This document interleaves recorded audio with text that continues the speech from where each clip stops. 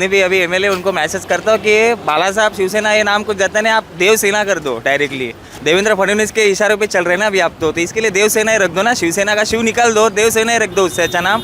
कैसा है कि ये पार्टी के नाम और इनकी बगावत नहीं चल पाएगी इतने टाइम पे।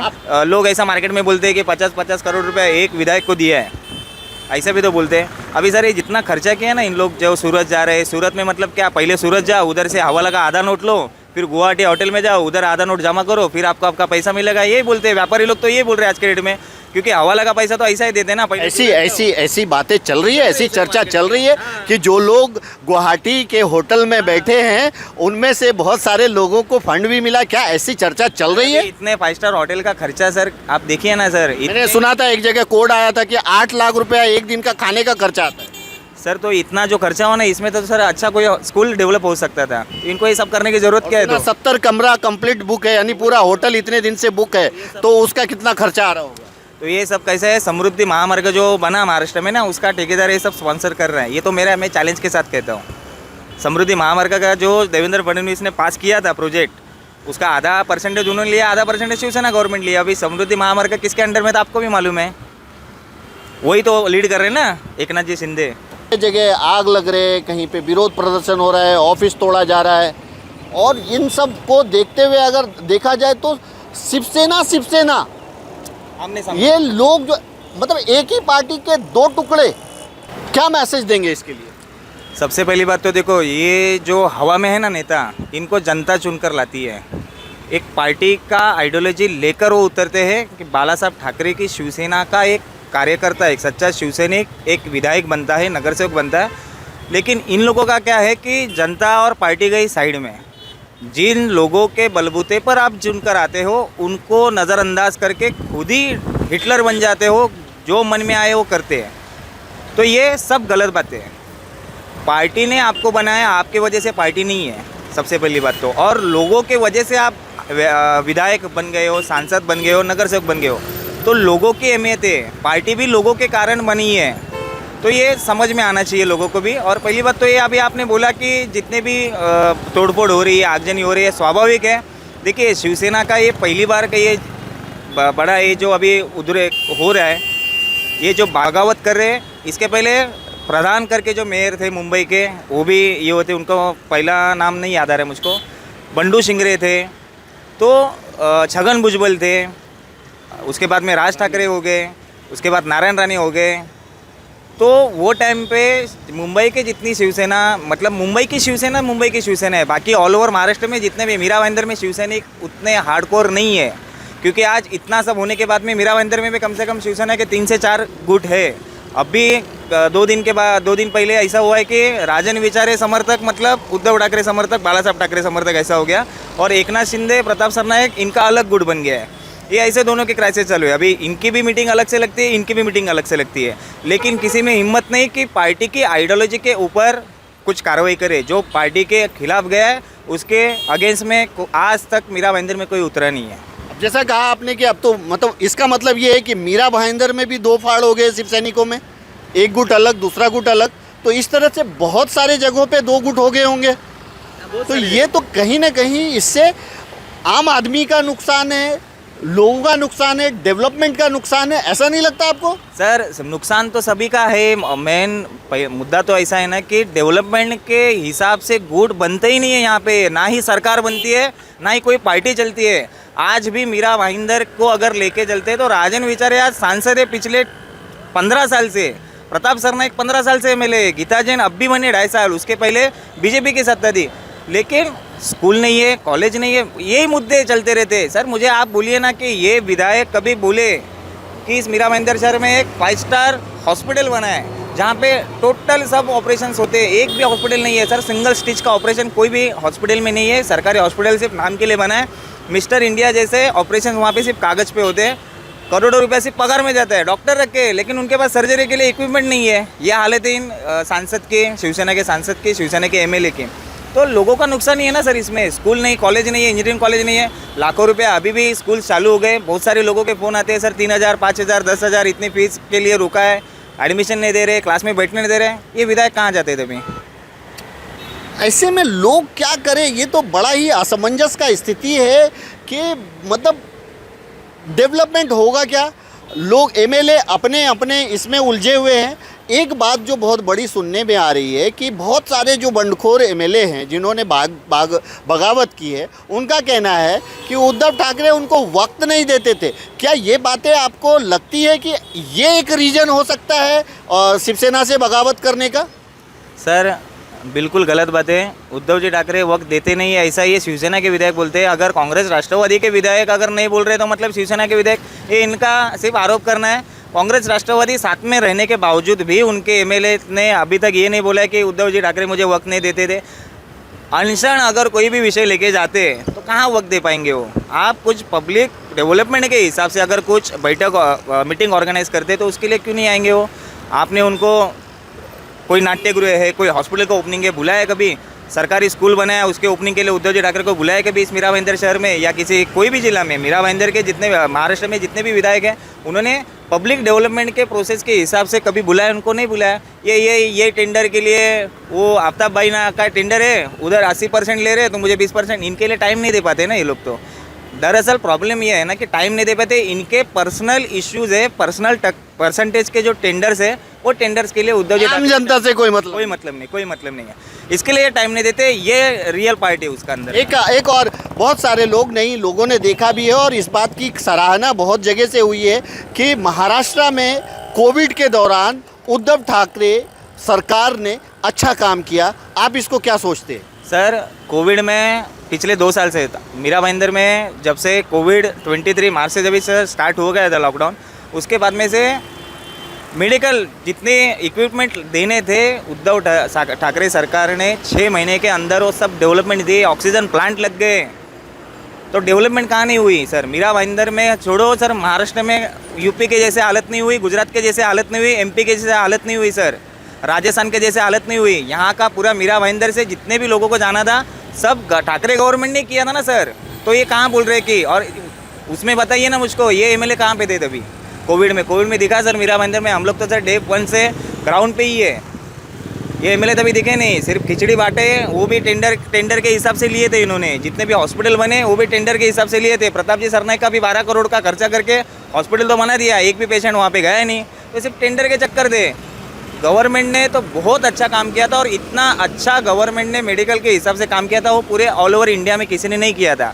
धारावी की बात लो सर आप, इतना बड़ा धारावी का जो प्रॉब्लम था ठाकरे सरकार ने उसके ऊपर इम्प्लीमेंट अच्छा करके सर जीरो किया था सर। तो मतलब कैसा है कि काम स्टेप बाय स्टेप पब्लिक के हिसाब से बहुत हुआ, लेकिन इन बाकी लोगों को अपना मतलब देखना था, इसके लिए पब्लिक के काम उनको करने ही नहीं थे। गवर्नमेंट ने तो अच्छे काम किए थे सर। राजेश टोपे जैसा आदमी जो कोविड में 2 साल मतलब 2 साल पूरे हॉस्पिटल में विजिट था उनका, मैं खुद देखा था सर। उनको किए ना काम सर, उन्होंने नहीं किए कहाँ ऐसा? तो काम की कमी नहीं, ये सब personal benefit, personal issue, ED, लालच, डर, यही सब समाया हुआ है। एक और बात चल रही है, वो खास करके आज वो बात शुरू हुई है कि जब शिंदे कैंप ने शिवसेना पे दावा ठोकने की कोशिश की तो उधर से विरोध हुआ। तो अब एक नई बात आ रही है कि बाला साहब शिवसेना, अब जो नया नाम होगा बाला साहब शिवसेना होगा या शिवसेना बाला साहब होगा, ये नाम जो है बागी विधायकों के पार्टी का होगा। अब बाला साहब के भी टुकड़े करोगे? नहीं, मैं तो ये पार्टी जितने भी अभी एमएलए उनको मैसेज करता हूँ कि बाला साहब शिवसेना ये नाम कुछ जाता नहीं, आप देवसेना कर दो डायरेक्टली। देवेंद्र फडणवीस के इशारों पे चल रहे हैं ना अभी आप, तो इसके लिए देवसेना ही रख दो ना, शिवसेना का शिव निकाल दो, देवसेना ही रख दो, उससे अच्छा नाम। कैसा है कि ये पार्टी के नाम और इनकी बगावत नहीं चल पाएगी इतने टाइम पे। आपने देवसेना बोला, यानी बीजेपी के इशारे पे, लेकिन बीजेपी के बड़े बड़े नेता हर मतलब कई बार स्टेटमेंट दे चुके हैं कि भाई इसमें हमारा कोई हाथ नहीं है, ये जो भी हो रहा है, जो भी इशू है वो इंटरनल शिवसेना का है। फिर आप ऐसा इल्ज़ाम कैसे लगा सकते हैं? सर पिछले 2.5 साल से जो बीजेपी गवर्नमेंट महाराष्ट्र की सरकार गिराने की कोशिश कर रही है, डे 1 से हर एक, मतलब कैसा है कि टीपू सुल्तान उद्यान के ऊपर से इन्होंने इतना बड़ा राजनीति किया था कि अरे मतलब क्या बोले उसको, कि मतलब एक ऐसा मौका नहीं छोड़ा इन्होंने। जो सुबह 5 बजे उठकर राष्ट्रपति के साथ, अजीत दादा पवार के साथ में इन्होंने जो शपथ ली थी, इसका ये सेकंड पार्ट है। तो इसके लिए मुझको तो ऐसा लगता है कि ये कहीं तो इनकी इंटरनल राजनीति भी है कि गवर्नमेंट फाउंडेशन करने के हिसाब से अभी लोग ऐसा मार्केट में बोलते हैं कि 50-50 करोड़ रुपए एक विधायक को दिया है, ऐसा भी तो बोलते हैं। अभी सर ये जितना खर्चा किया ना इन लोग, जो सूरत जा रहे हैं, सूरत में मतलब क्या, पहले सूरत जाओ, उधर से हवाला का आधा नोट लो, फिर गुवाहाटी होटल में जाओ, उधर आधा नोट जमा करो, फिर आपको आपका पैसा मिलेगा, यही बोलते हैं व्यापारी लोग, तो ये बोल रहे हैं आज के डेट में, क्योंकि हवाला का पैसा तो ऐसा ही देते हैं ना। ऐसी बातें चल रही है, ऐसी चर्चा चल रही है कि जो लोग गुवाहाटी के होटल में बैठे हैं उनमें से बहुत सारे लोगों को फंड भी मिला, क्या ऐसी चर्चा चल रही है? इतने 5 स्टार होटल का खर्चा सर आप देखिए ना सर। मैंने सुना था एक जगह कोड आया था कि 8 लाख रुपया एक दिन का खाने का खर्चा आता है। सर तो इतना जो खर्चा हो ना, इसमें तो सर अच्छा कोई स्कूल डेवलप हो सकता था, इनको ये सब करने की जरूरत क्या है? तो 70 कमरा कंप्लीट बुक है, यानी पूरा होटल इतने दिन से बुक है, तो उसका कितना खर्चा आ रहा होगा? तो ये सब कैसे है, समृद्धि महामार्ग जो बना महाराष्ट्र में ना, उसका ठेकेदार ये सब स्पॉन्सर कर रहे हैं। ये तो मैं चैलेंज के साथ कहता हूँ, समृद्धि महामार्ग का जो देवेंद्र फडणवीस ने पास किया था प्रोजेक्ट, उसका आधा परसेंटेज उन्होंने लिया, आधा परसेंटेज शिवसेना गवर्नमेंट लिया। अभी समृद्धि महामार्ग किसके अंडर में था आपको भी मालूम है, वही तो लीड कर रहे हैं ना, एकनाथ जी शिंदे, इसके लिए वही फाइनेंस करते हैं। मीरा भाईंदर की भी बात करते हैं सर, बड़े बड़े जो प्रोग्राम्स होते हैं सर ठेकेदारी करते हैं ना स्पॉन्सर, और पब्लिक का ही पैसा है ना सर वो तो।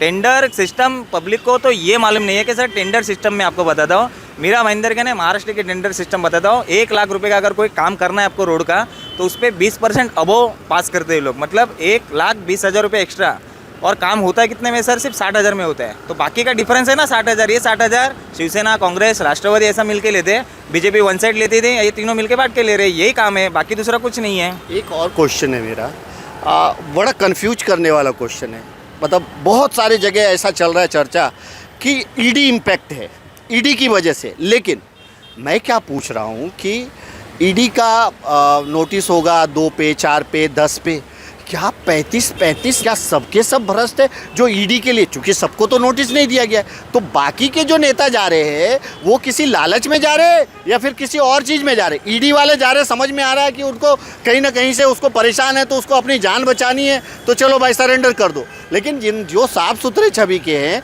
वो किसी लालच में जा रहे हैं या कुछ और वजह है, ये एक बड़ा कन्फ्यूज कर देने वाला क्वेश्चन है कि अगर चलो आप गलत कर रहे हो, मैं आप पे दबाव डाला और मैंने बोला आप ये ज्वाइन करो, चलो आप ज्वाइन कर लेते हो, लेकिन जिन्होंने गलत नहीं किया है सबके सब तो भ्रष्ट नहीं होंगे ना? सर कैसा है कि हम लोग ऐसा बोल नहीं सकते कि सबके सब भ्रष्ट नहीं हो सकते सर, ये सब टेंडर का खेल है। आज सत्ता पाने के लिए, आज ये जो हॉर्स ट्रेडिंग चालू है ना इनका, सत्ता स्थापन करने के लिए, सर मैं यही बोल रहा हूँ बार बार आपको कि एक एमएलए को जो फंड दिया जाता है ना सर, वो फंड का 20% उनका होता है हक का, बाकी और ये किसी का कुछ खेल नहीं है। आज जितने भी रोड बन रहे हैं, 1600 करोड़ के प्रोजेक्ट जो बनते हैं, उसका सर 20% गिन लेना, एक टेंडर 1600 करोड़ का है। मीरा भाईंदर की अगर आप बात करेंगे तो पिछले 1 महीने में 70 करोड़ के टेंडर पास हुए, 70 करोड़ का 20% काट लीजिए सर। तो ये टेंडर का है, लालच है, सबको अपना अपना धंधा देखना है, अपना घर देखना है। तो इनकी ईडी के कंप्लेंट जाती क्यों है? इतना पैसा इन्होंने कहाँ से कमाया सर? कौन सा बिजनेस करते हैं ऐसा ये लोग एमएलए लोग? इनकी सर बैलेंस शीट अगर तो आए सबके सामने, इनकी बैलेंस शीट सर 50 करोड़ के ऊपर ही क्यों रहती है? सबसे पहली बात सर, देवेंद्र फडणवीस की बैलेंस शीट 20 करोड़ की है, लेकिन यहाँ के एक्स एमएलए नरेंद्र मेहता की बैलेंस शीट 842 करोड़ की है। प्रताप सरनाईक की लो, मुजफ्फर हुसैन की लो, गीता जैन की लो बैलेंस शीट, सर 100 करोड़ के ऊपर की बैलेंस शीट हुई कैसे इनकी? सवाल तो मेरा यही है कि ये सब परसेंटेज का खेल है, सबको अपना अपना देखना है, ये टेंडर सिस्टम में सबको रहना है, इसी के लिए ये सत्ता बिठाने के लिए पूजा, हवन, हॉर्स ट्रेडिंग, ये सब चालू रहता है इनका। लास्ट क्वेश्चन, दो गुटों वाली शिवसेना का स्वरूप महाराष्ट्र में क्या होगा? सर मैं तो बोलूँगा 2 गुटों में शिवसेना नहीं है, 3 गुटों में है। एक तो वो बाला साहब ठाकरे की शिवसेना जो जनता के लिए काम करती है, 80% समाज सेवा, 20% राजनीति, लेकिन इसके ऊपर आज के डेट में कोई इम्प्लीमेंटेशन नहीं करता है। वो कट्टर शिवसैनिक जो शिवसेना को मानने वाले लोग हैं, 1980s वाले।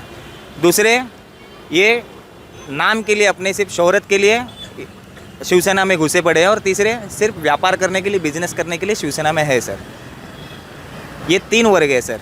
तो ये मतलब इन लोग की ये राजनीति और ये पर्सनल इनके बिजनेस के रिलेटेड ही चालू है, बाकी सर जनता को कुछ मिला नहीं है। आज भी शिवसैनिक आंदोलन करता है, जेल में जाता है, उसका बेल का पैसा भी उन लोग को भरना पड़ता है, कोई शिवसेना वाला नेता आके देता नहीं है उनको। और 1980s में पहले चलता था, अभी आज के डेट में तुम्हारा देख लो, मुझे मालूम नहीं ऐसा है। तो दोस्तों, ये प्रदीप जंगम हैं और इन्होंने अपनी प्रतिक्रिया दी।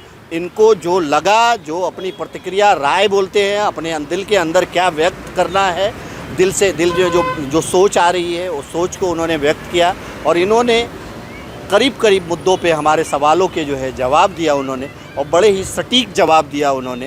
तो दोस्तों, ये जब गुट बनता है ना तो नुकसान होता है। हम तो यही उम्मीद करेंगे कि शिवसेना एक रहे ताकि महाराष्ट्र का डेवलपमेंट होता रहे। गुट में बनेगा तो आम लोगों का नुकसान होगा, ये वो करेंगे वो करेंगे। अब जैसे मीरा भाईंदर की बात कर लो तो यहाँ पे भी अपने को आज ही देखने को मिल रहा है दो गुट, एक गुट कहीं और बुला रहा है, एक गुट कहीं और बुला रहा है। ऐसे में वो शिव सैनिक, ऐसे में वो आम लोग क्या करेंगे, इसका जवाब सिर्फ़ और सिर्फ वक्त पे आपको मिलेगा। अंत में इतना ही कहेंगे, आप सब अपना ख्याल रखें, एक दूसरे को दुआओं में याद रखें। Thank you so much.